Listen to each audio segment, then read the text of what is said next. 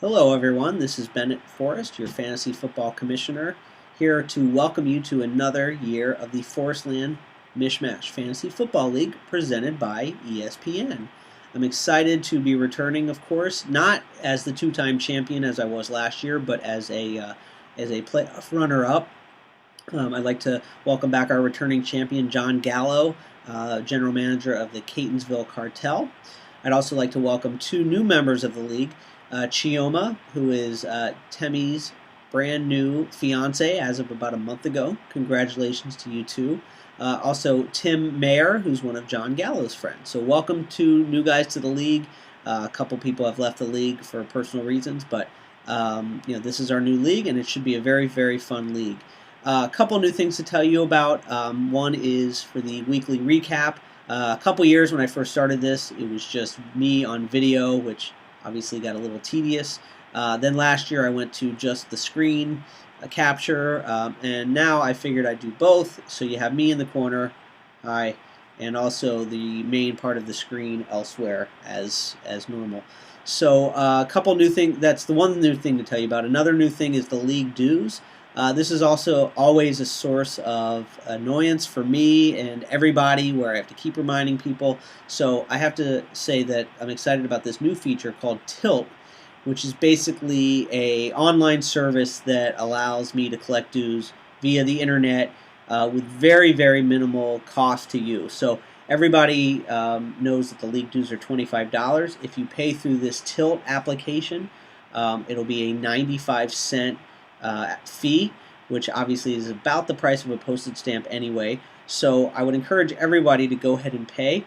The way the system works is that until all 10 people have joined and paid, no one will officially be charged. So this is hopefully a way to get everyone to pay quickly within the first month of the season, so that we'll sort of be on record as knowing who's paid and who hasn't. So it's $25. Go to Tilt. I sent everybody a link. There's also a link on the main fantasy page. Go to Tilt, pay your dues, get it out of the way, and let's move on. Okay, enough about that. Let's talk a little bit about the draft. Obviously, it's not too much to talk about because there's no games, but interesting that Ray Finkel went with Peyton Manning as the first overall pick. I don't think I've ever seen a quarterback be number one overall. We sort of had the top running back, top wide receiver go in order there, followed by a run of running backs and quarterbacks, etc. So, I'm not going to sit here and go through each round, but definitely some interesting picks. I thought Giovanni Bernard went a little higher than expected, so that's interesting. We'll see how that unfolds. Let's see here who we have that sort of either went high or really low. It's also just fun to notice how year to year, one year guy's in the top 5, next year he's out.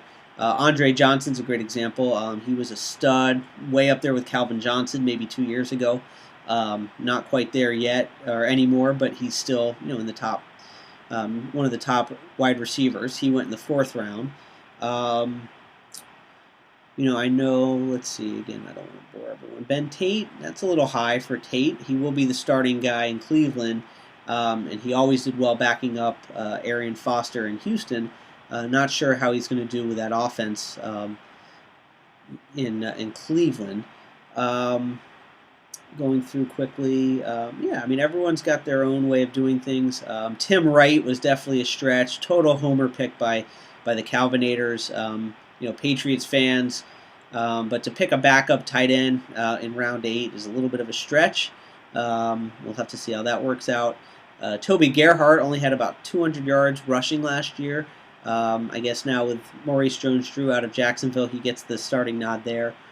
So that should be interesting. I will say, just on a personal level, I got sniped. I was definitely planning on picking Cordero Patterson at 85, but he got picked right before, so I went with Mike Wallace. That was not my first choice. He was a sleeper that I had moving up this year, so we'll see how that pans out. And of course, as we start to get the later rounds, we start to get the stretches and the sleepers, and people that people have hunches about. I'm guilty of the same thing as anyone. just trying to pick people that you think are going to have an upside this year. So, definitely don't want to be second guessing anyone in the later rounds. And the only other thing that I just will never get over is how early kickers go. To me, all the fantasy experts say don't pick a kicker to the last pick, but every year people pick kickers in the round 15.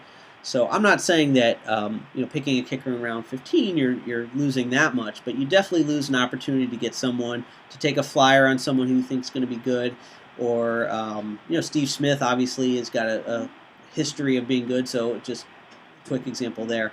So that just blows me away that people pick kickers early, but everyone's got their own style.